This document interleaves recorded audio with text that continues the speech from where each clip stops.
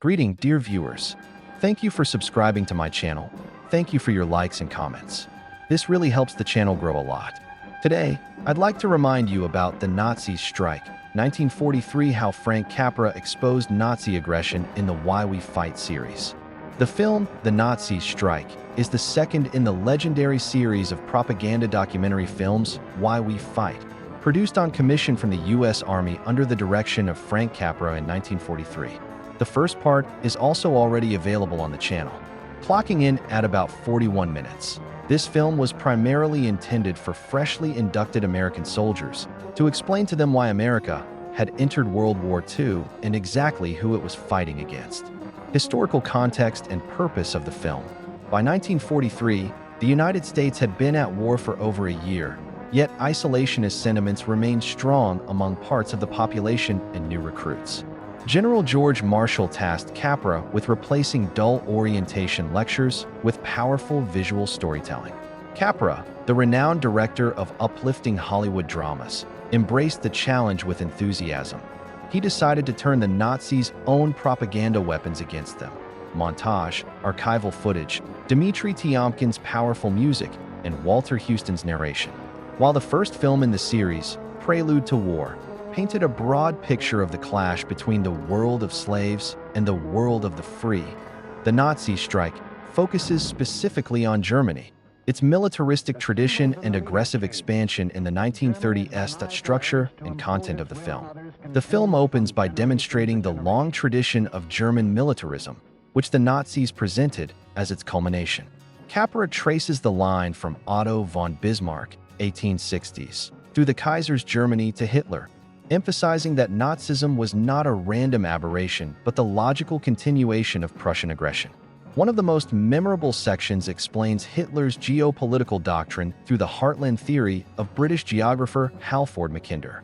An animated map displays the famous formula: conquer Eastern Europe and you dominate the heartland. Conquer the heartland and you dominate the world island, Eurasia plus Africa. Conquer the world island and you dominate the world. This scheme is presented as Hitler's methodical plan, implemented step by step. The film then chronologically covers the key acts of Nazi expansion. Property destroyed. Nor does this include the grief, the anguish, the misery, the terror that the world has suffered, due to the Germans' insane passion to enforce their rule upon their neighbors.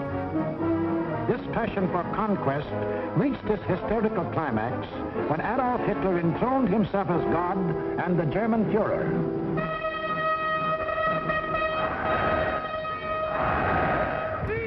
What fantastic dreams was this humorless man dreaming as he stood at Nuremberg and looked down on his fanatic followers? In the Middle Ages, a plague of slavery descended on the world.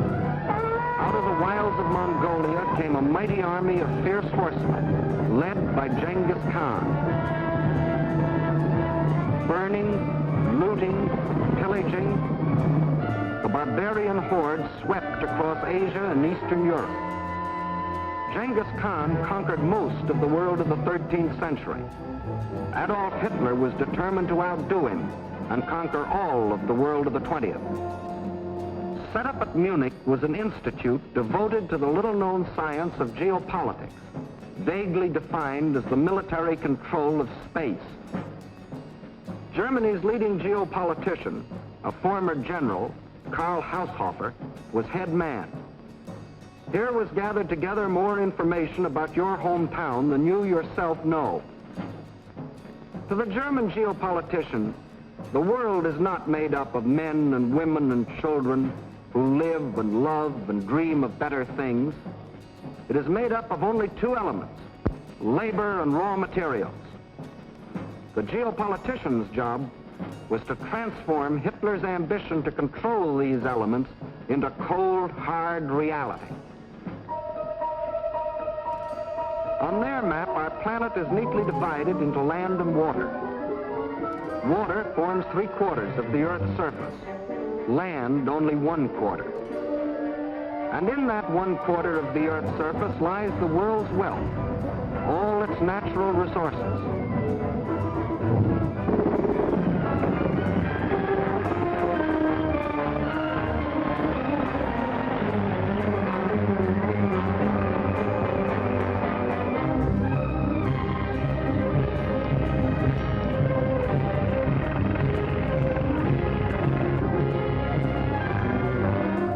the world's manpower.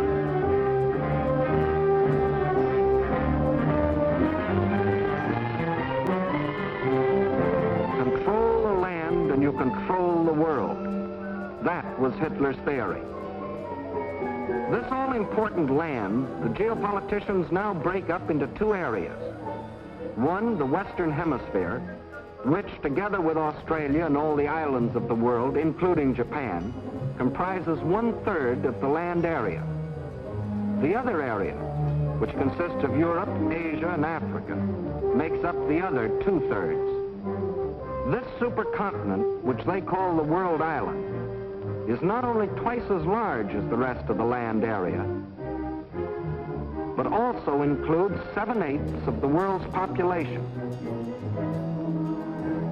The heart of this world island comprises Eastern Europe and most of Asia. This they call the Heartland, which just about coincides with the old empire of Genghis Khan. Hitler's step-by-step plan for world conquest can be summarized this way. Conquer Eastern Europe, and you dominate the Heartland. Conquer the Heartland, and you dominate the world island. Conquer the world island, and you dominate the world. That was the dream in Hitler's mind as he stood at Nuremberg. Hitler, Sieg Heil! Sieg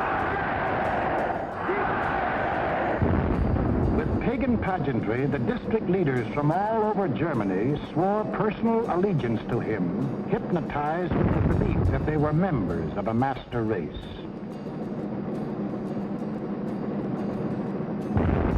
This film will deal with Act One of the Nazi bid for world power, the most fantastic play in all recorded history.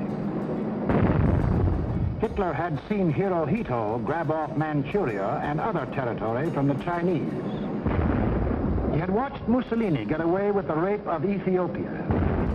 He had seen the democratic world look the other way while these illegal aggressions were going on. And he smiled. For collective action to enforce peace, the only weapon he had to fear had broken down. It was time now for the Nazis to start crossing borders. It was time for Hitler to put his plan into action. And what was he waiting for? He was waiting to soften up his victims, keep them from uniting.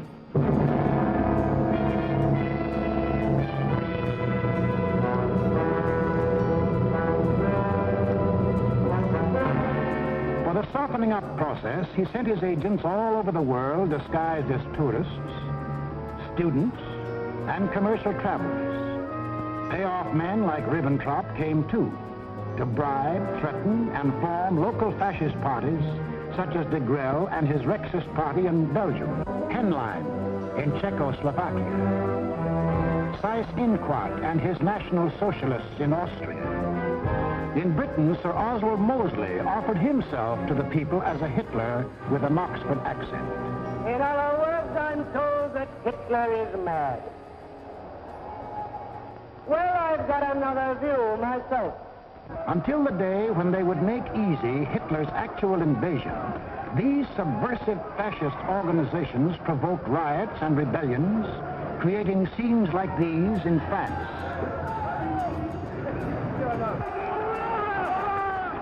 Scenes like these in Belgium.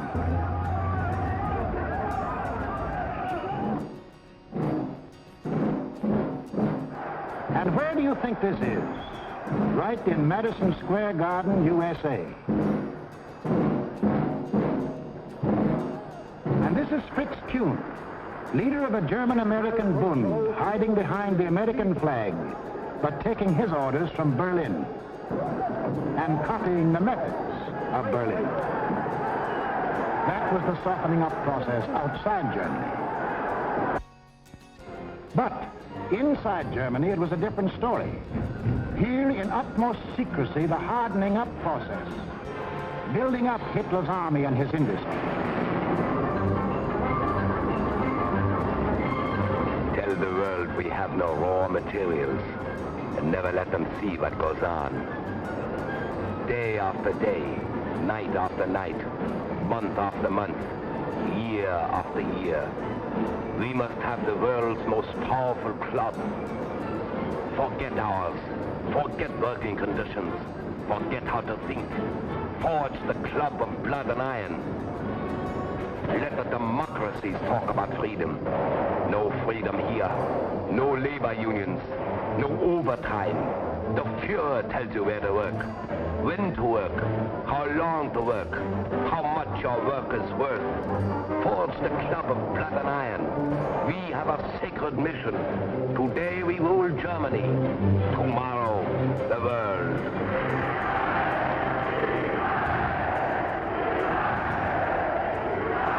For those who don't like it, you don't eat. Or you disappear into a concentration camp. Or you get this. And this is the man who gives it to you.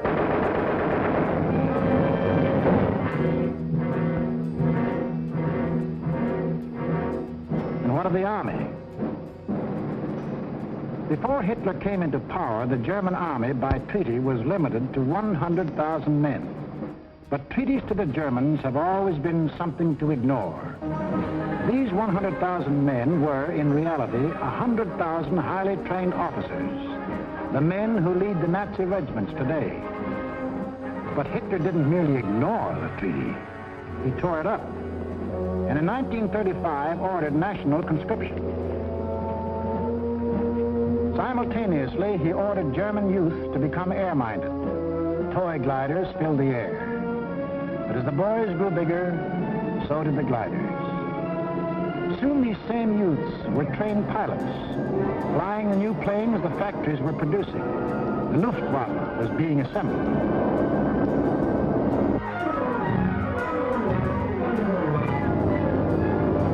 The only thing old about this new army was the goose step. And even Hitler couldn't improve on that ancient German form of torture, designed to make man stop thinking and blindly obey. Goose-step them until they become as insensible as weapons.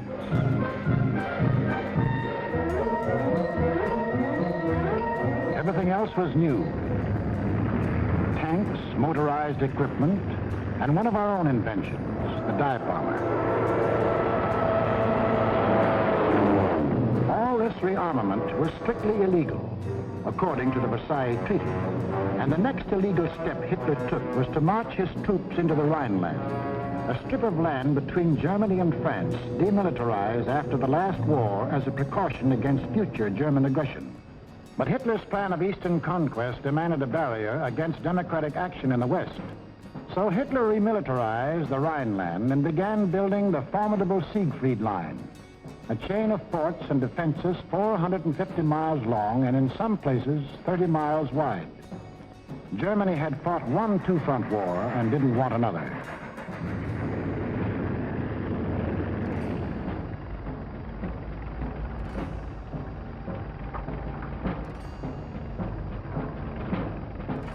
As many as 500,000 men worked as much as 20 hours a day to build 22,000 fortified positions on land, where, by treaty, no German soldier was supposed to set foot.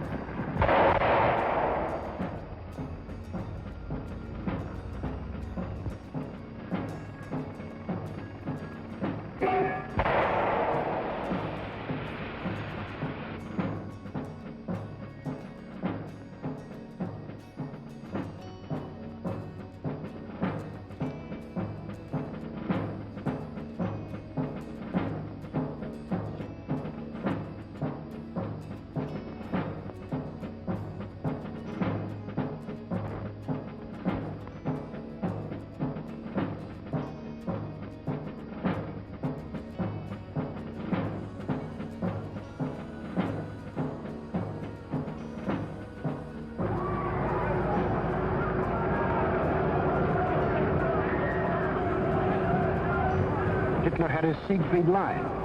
He had his equipment. He had his army.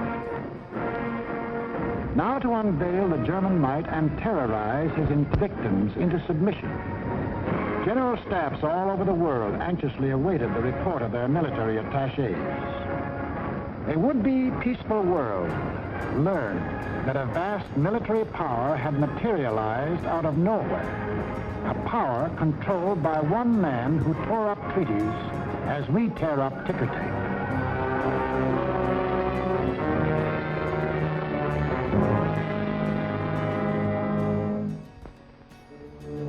Satisfied they had created the right sense of fear in the world, the Nazi leaders were now ready to strike. The hour had come. It was time to start conquering Eastern Europe, according to the plan of Hitler's geopoliticians. It was time to win the domination of the heartland. Who would the first victim be? Naturally, the softest, Austria.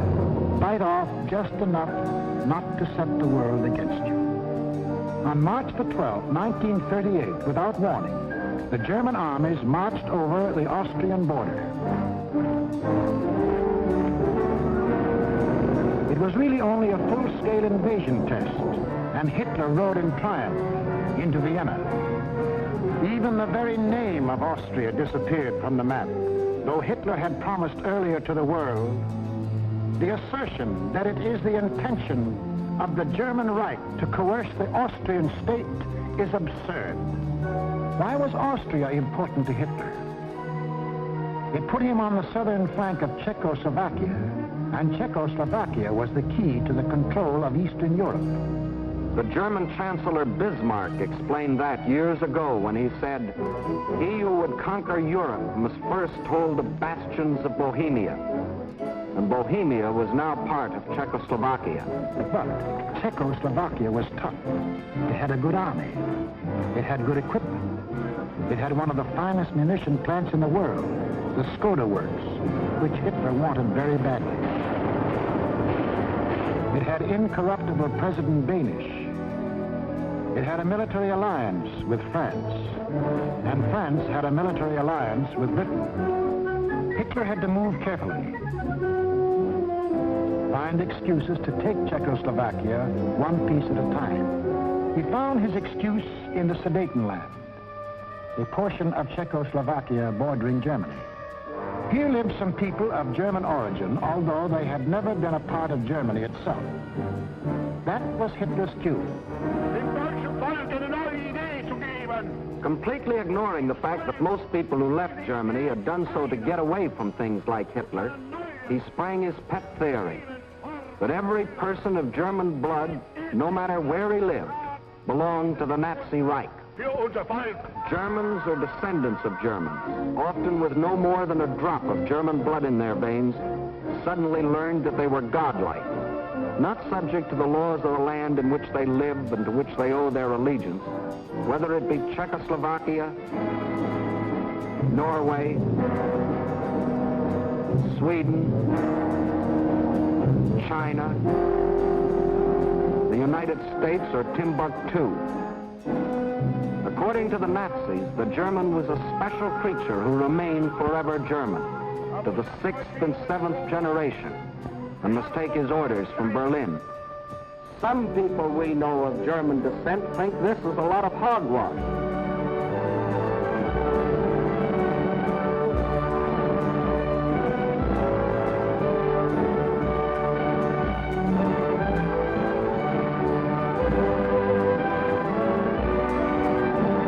Including 15% of any group like this.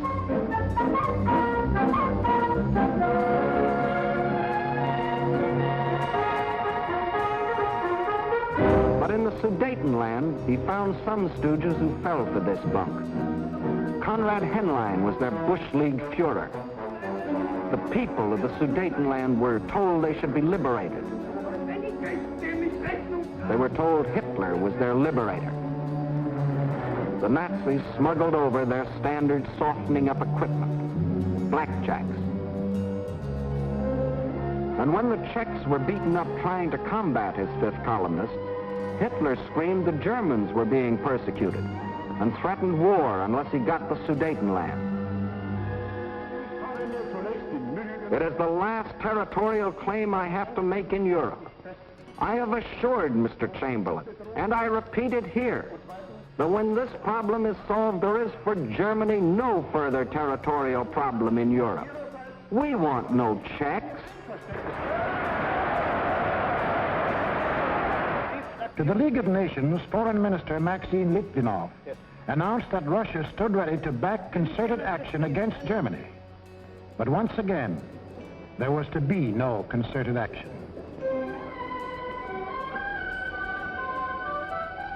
The Czechs mobilized and closed their borders. The leaders of France and Britain, desperately striving to avoid war, flew to meet the jubilant Axis leaders at Munich. On September 29th, in return for Hitler's guarantee of world peace, Chamberlain and DDay prevailed upon Czechoslovakia to give up the Sudetenland without a fight. In Czechoslovakia, the Munich Pact was greeted by riots of protest. But DDay returned to France to be greeted by cheers from a relieved French people. And in Britain, a happy Chamberlain came back declaring he had achieved peace in our time. One of the most tragic and ironic scenes in all history. Peace. It wasn't peace. The Nazis hadn't merely got 3 million more souls under the German flag.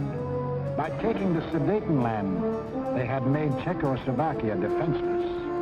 For in this territory lay the natural defenses, the mountain ranges, and a defensive line of forts, considered even stronger than the Maginot Line. Without these fortifications, Czechoslovakia was disarmed, a ripe plum ready to fall into Hitler's lap. Within 6 months of declaring that he wanted no more territory anywhere, he violated the Munich Agreement, marched in, and took the whole of the Czech state, though he had specifically promised, "I have no further interest in the Czechoslovakian state. That is guaranteed. We want no Czechs." Austria and Czechoslovakia were gone without a fight, and Hitler was getting his control of Eastern Europe. Poland was next on the map. The tired old man of Munich now knew that there could be no peace in our time. If an attempt were made to change the situation by force in such a way as to threaten Polish independence, why then that would inevitably start a general conflagration in which this country would be involved. But after his success at Munich, Hitler was sure that France and Britain would not fight. Here's what one of his spokesmen said. "Democracy has no convictions for which people would be willing to stake their lives." But what about the Russians? The lights began to burn all night in Moscow. British and French military missions arrived to confer with the Soviet government. So did German representatives. And on August 21st, 1939, the world was set on its heels by the announcement of a treaty between the Russians and the Germans in which they agreed not to fight each other. Here were the admitted arch-enemies in a state of apparent friendship. It was too fantastic to make any sense. It didn't. The Germans hoped they could lull Russia into a false sense of security, and the Russians needed time to prepare for the fight they knew was coming. They'd read Hitler's book, Mein Kampf, too, and knew he had his eyes on the rich Russian land.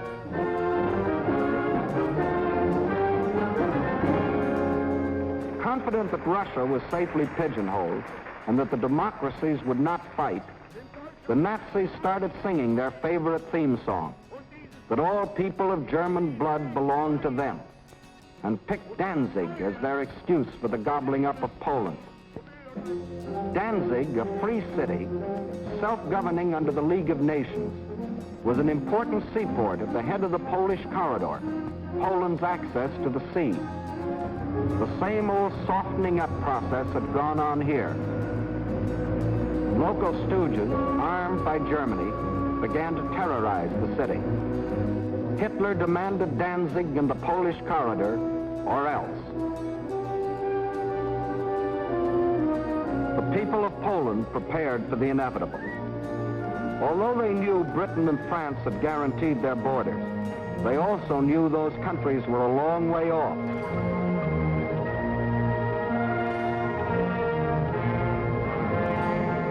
Germany's theft of Czechoslovakia had made Poland's strategic position even worse. Except for the Carpathian Mountains, Poland is relatively flat and low-lying. The Vistula is the Mississippi of Poland. It is broad, muddy, and unfordable for most of its length. Its tributaries are formidable streams during certain seasons. But there was a drought, and the streams were so low during the campaign that they could be forded at almost any point by men, trucks, and tanks. Militarily, the Vistula offered the best line of defense. However, making a stand here would have meant surrendering Warsaw in the richest part of the country. The alternative was to accept battle on the border. That was the Polish decision. The Nazi plan was an enormous pincer movement aimed at encircling the mass of the Polish armies. Secondary pincer movements were to encircle any Polish groups which escaped the main trap. During the last 2 weeks in August, the German armies moved toward the Polish border, where they assembled 70 divisions, many of them armored. From a military standpoint, the Poles were hopelessly outclassed by their predatory neighbor. They managed to mobilize barely 30 divisions, made up of infantry or horse cavalry. In two important respects, the difference was staggering. The Nazis, 5,000 modern tanks. Poland, 600 nondescript tanks. The German Luftwaffe, 6,000 modern planes. The Polish Air Force, less than 1,000 of inferior types. The German army secretly made ready. The way of living for the next 1,000 years was to be decided.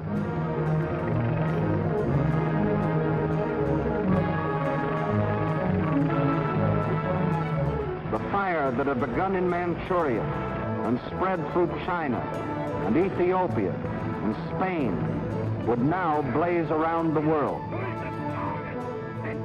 This man made that decision. War.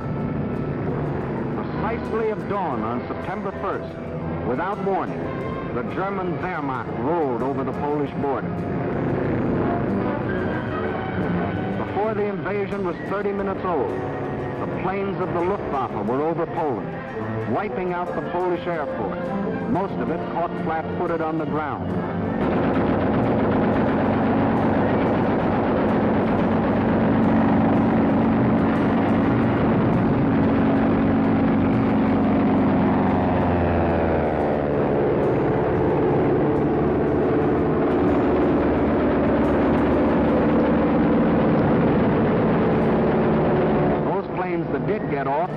Faced overwhelming odds and were shot out of the sky.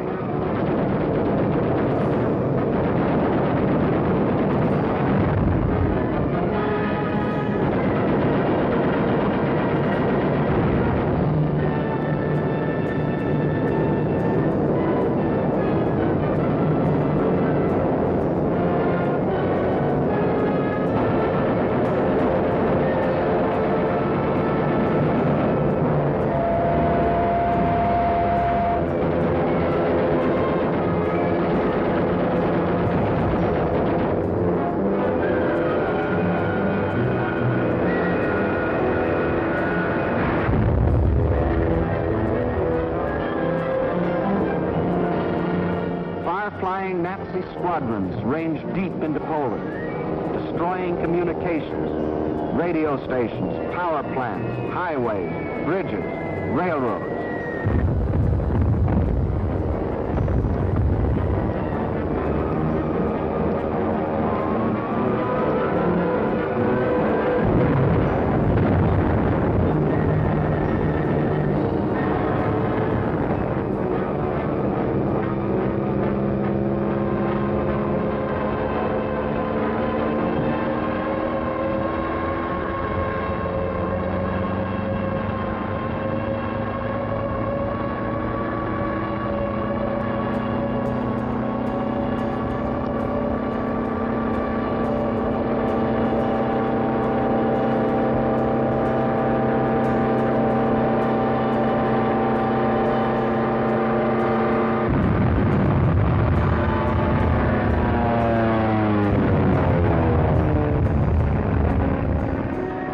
Polish army was disorganized by the loss of its air force and the disruption of communications. The massed ground units of the Nazi army continued their advance. Occasionally, they unveiled a new technique or item of equipment. For example, advance units of the German Fourth Army crossed the Vistula in a new type of storm boat. By September the 5th, the Polish retreat developed alarming tendencies. The powerful German 10th Army, which was to form the southern claw of the great Nazi pincers, was advancing with its 5 armored divisions on either flank. On September 6th, the opposing Poles began splitting into 2 groups, the southern one falling back toward the Vistula. The armored divisions on the German right raced ahead, circling Radom and cutting off this group, which finally surrendered. Meanwhile, further north, the main Polish mass began drifting toward Lodz. The German command, perceiving that this opened the gate toward Warsaw, sent the northern Nazi armored units racing through the gap to the Polish capital. The infantry advanced in forced marches of 35 miles a day, and 2 days later relieved the panzers about Warsaw. The city was now cut off. West of Warsaw, the main Polish armies were encircled. Under terrific pressure on the ground and pounded ceaselessly from the air, they began to disintegrate.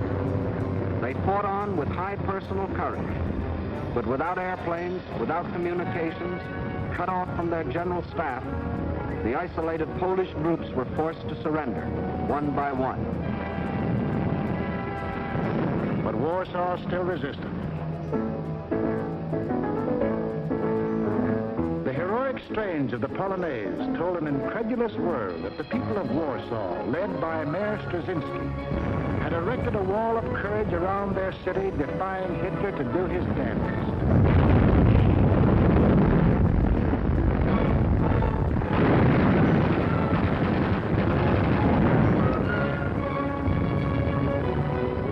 Stopped cold by the city's desperate resistance, the Nazis were forced to send for heavier artillery. The only source of such artillery was Germany's Western Front.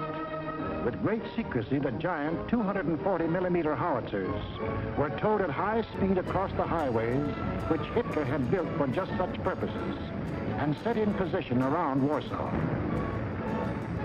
The huge guns subjected the city to a bombardment of incredible fury, their fire concentrated on the densely populated residential areas.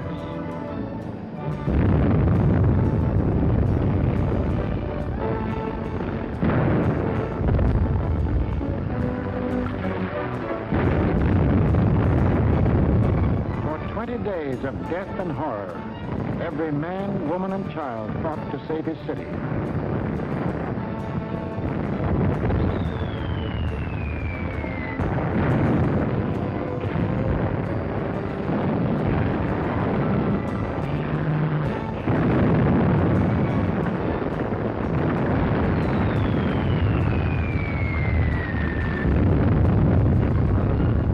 But without food or water, human endurance failed. On September the 27th, the strains of the Polonaise died on the Warsaw radio, and the Polish capital was forced to capitulate.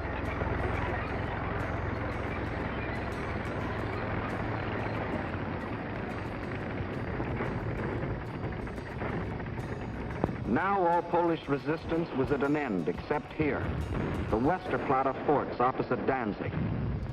This small island of stubborn defiance had stood up under the fire of German warships from the first day.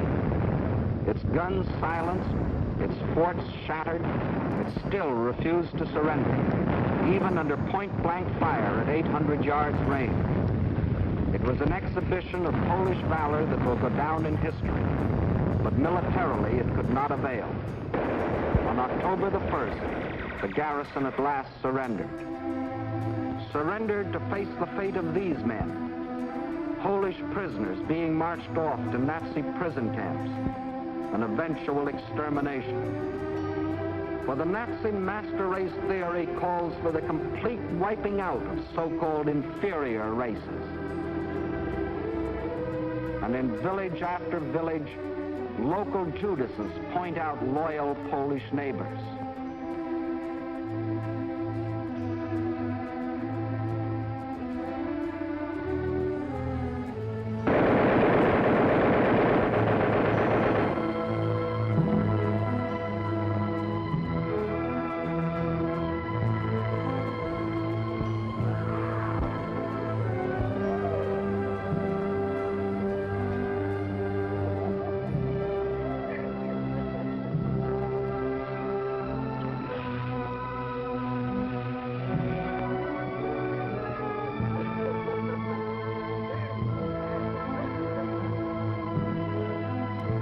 These things the Poles can never forget, including another one of Hitler's famous promises. Germany has concluded a non-aggression pact with Poland. We shall adhere to it unconditionally. The world now knew that a non-aggression pact with Hitler was the kiss of death.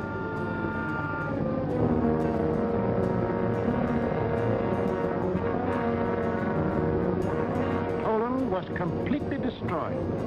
Completely? Not quite. During the last days of the campaign, the Russian army entered eastern Poland and took up positions along the Bug River. The two strongest armies in Europe faced each other. Hitler could decide now whether to keep on heading east or call it quits. He called it quits.